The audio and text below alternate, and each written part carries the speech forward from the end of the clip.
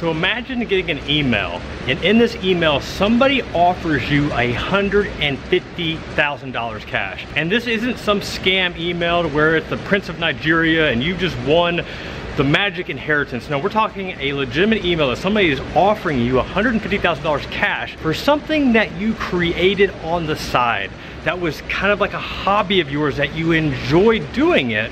And now somebody wants to pay you over 6 figures for this. Would that blow you away? I knew it blew me away, and I'm gonna share this story of how somebody offered me 6 figures for something that I created on the side. And here's the best part, I turned it down. So we're gonna find out why all this happened in today's video. So let's check it.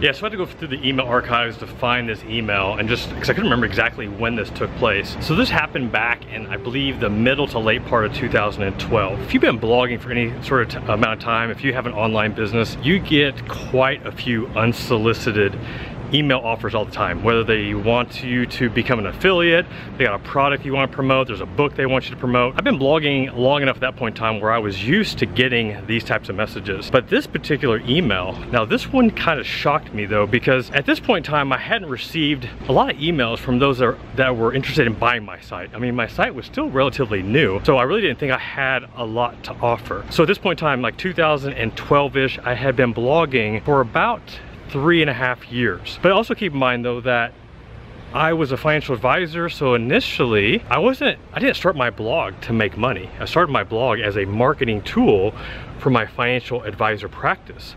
So when I got this email that basically just said, hey Jeff, just want to see if you are interested in selling your site. You know, initially I almost marked this as spam because I'm like, is this really legit? Is this serious? But as I read through the email more, and the guy basically let me know that he's serious, you know, here's a few other sites that we own. But I knew that yes, he was serious, and I felt, at least worst case scenario, I need to have a conversation with this guy and to find out exactly what he's thinking.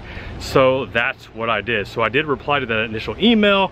We had a little bit of back and forth, and then we set up that first call. Now, one of the things I can tell you about this call, the one rule that I knew not to do, which I didn't create this on my own. I've got this from other people that have potentially sold their business and just kind of give me some talking points. But the one thing that you don't do is that you don't price anchor, meaning that you don't name the price that you want. Because once you name that price, you're stuck there. And you never know, just because maybe your number is a very big number, that might be a small number to the potential buyer, so you might undercut yourself a lot. So I knew going into that call that I was not going to name a price at all what I was interested in selling. I really just wanted to see where this guy was at, you know, to see how serious he was and if he really valued the site and what he was looking at. And it was in that discussion that we talked a little bit, and you know, he was familiar with my book that I was working on. My book hadn't released yet, it was getting ready to come out. He knew some of the different things that I was working on, and so he knew that there was some upside potential, and I think he really thought that I had other things that were more a priority to me, so that's why he thought, hey, this might be a good opportunity for him to buy it, since you know, it's not really my thing right now. I want to do other things like promote my book. So that's what he came in. And so in that introductory call, at that point in time, the only thing that he knew about my site was what he could find online, you know, just by going to the site and, you know, doing his own research. The one thing he didn't have access to was my Google Analytics. So this basically reveals, you know, how much exact traffic do I get, what pages are people coming to, what are the keywords that I rank for.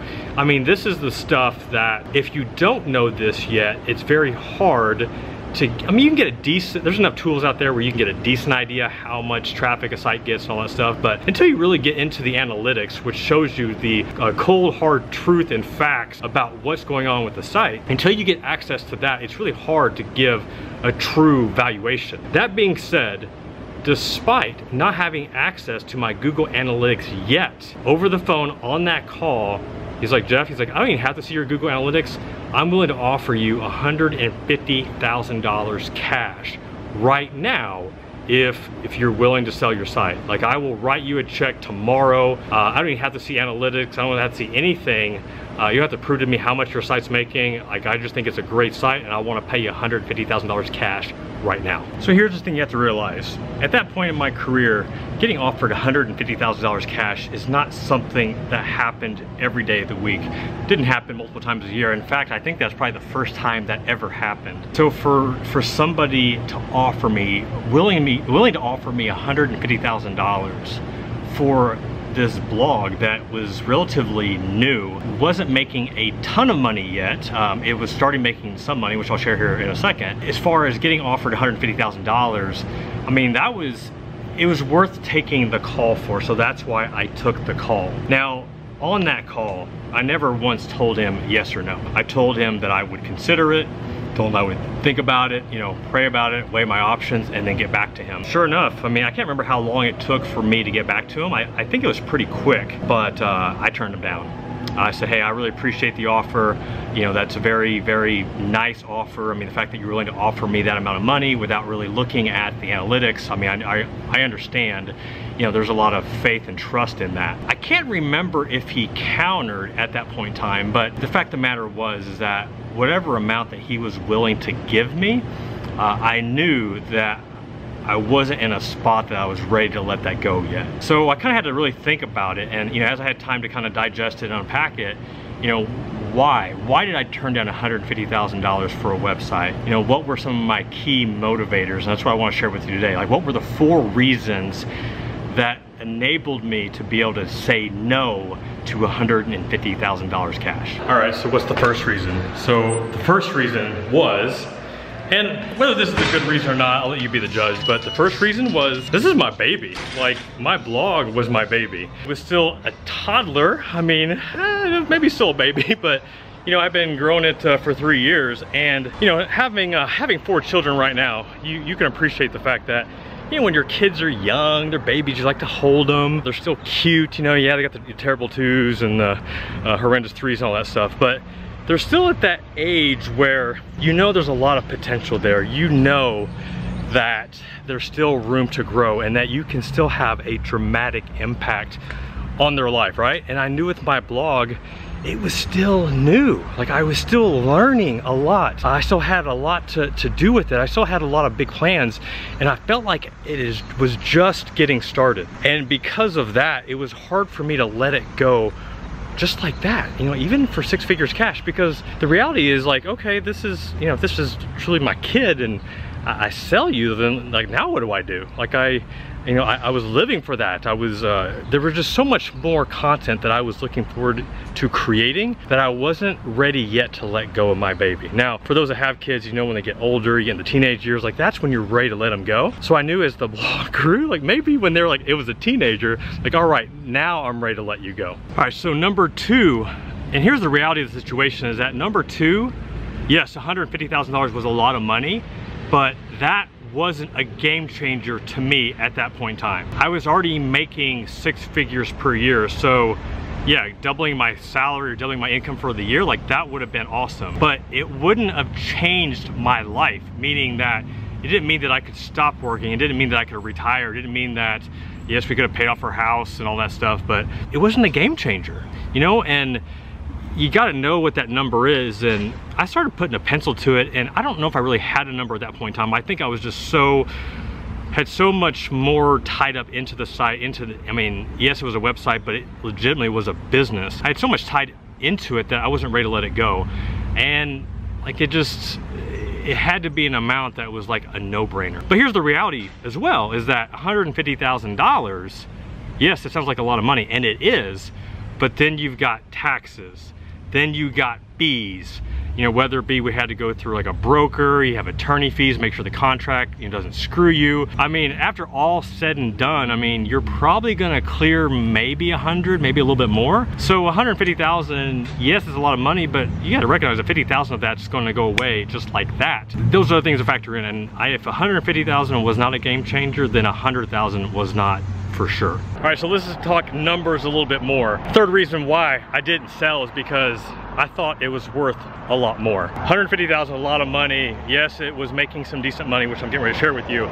But to me, I felt at that time, I could get anywhere between $350,000 to $450,000 for it. Now, would that have been the game changer amount that would have been the difference? Probably not. But nonetheless, like I knew that if I was able to get him access to Google Analytics and to where he can see the keywords I was ranking for, the amount of traffic that I was really getting, that I knew that I should be able to get a lot more. So that was one factor, but here's now let's just talk a little bit about the financials. So at the time, you know, the site was making between $7,000 to $9,000 a month. But here's the cool thing. In December of 2011, I think I made, it was like $1,200. So December 2011 was $1,200. Fast forward, you know, just about 9 months later, and it's almost 9 times as much. The valuation that he was using was a fair evaluation for I mean, if something's only making you $1,000 a month and somebody's willing to pay you $150,000 for it, like, take the money. But I knew that there was a lot more coming, and I knew I was gonna get a lot more, and I knew there's a lot more to put into it. So that's why, you know, I didn't accept that amount. And the other reason, the fourth reason why I didn't sell, and I already kind of alluded to this in the previous point, is that the site was on an upward trajectory. Like, I knew where it was going. I mean, I went from making $1,200 a month to making $9,000 a month in less than 9 months. So it's like, all right, if I fast forward 9 months later, and if I do 9x again and I'm making, you know, 30,000, 50,000, 100,000, now I didn't get there that quick, but still, like, that potential was there, and I felt like I had just untapped it. Like, I felt like there was so much more potential there that I was selling myself short if I let go of it in that moment. Thank goodness I did not. So if this is one of your first videos watching me, then you probably have no idea what the site's making now, but here's some of the crazy fun things. It took me, like, I had a lot more to figure out, but the site kept going up and up. You know, now it's making me well over 6 figures a month. I've crossed the $150,000 a month just from this site alone several times, and now we're at the point now where it's making almost $200,000 a month, with a plan of at least 2xing that over the next 12 months, if not sooner or if not more. All of this would not be possible if I would have taken the money and ran. If I would have sold myself short, if I would have just got a little greedy and got excited about a big chunk of money, but instead, you know, just forgetting really like why I started this site in the first place. I mean, I had so much more that I was ready to do. I knew that so much more potential was there, and it was going to happen. It is happening, it has happened, and thankfully I still own the site, and that I didn't sell myself short. Now here's the cool thing. So would I sell my site again? Like, would I consider selling my site? The answer is yes, I would. Now, as I mentioned earlier, like, it is still my baby, but my baby is more like a teenager now. And there are other things that I want to be doing, which I'll be sharing, you know, on this channel going forward. So I'm at a point now where I would be much more okay with selling. There still is a number that I want. I'm not gonna share that number with you right now, but I will tell you that number is not high 6 figures. It is not 7 figures. It's more in the 8-figure range. That's right, 8 figures is what I'm looking at for me to walk away. Can I get it?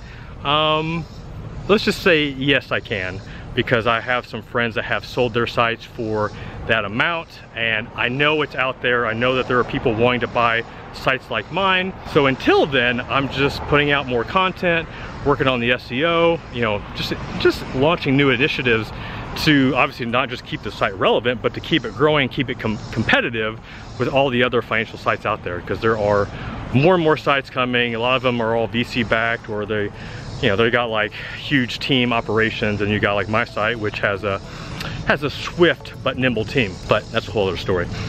All right, so let me ask you a question. Have you ever had something that you sold prematurely that you regret? Have you ever had something that you wish you still kept because there was a lot more potential and you just sold it prematurely? Let me know in the comments below. It doesn't have to be a business. This could be like a collectible. It could be a pair of shoes that you like. I mean, it could be some exercise equipment. It could be, I mean, you fill in the blank what you think that might be. But let me know in the comments below if you've sold yourself short too soon and you regret it, and what did you learn from it? You know, what did you learn when that next time came up that somebody offered you some money for something that you weren't sure if you were ready to sell? What was the thought process that you went through? Let me know in the comments below, and I'm gonna get out of here because I'm outside, the sun's out, and I'm freaking sweating my butt off. So, this is Jeff Rose reminding you that it's your money, it's your life, and only you can make it awesome.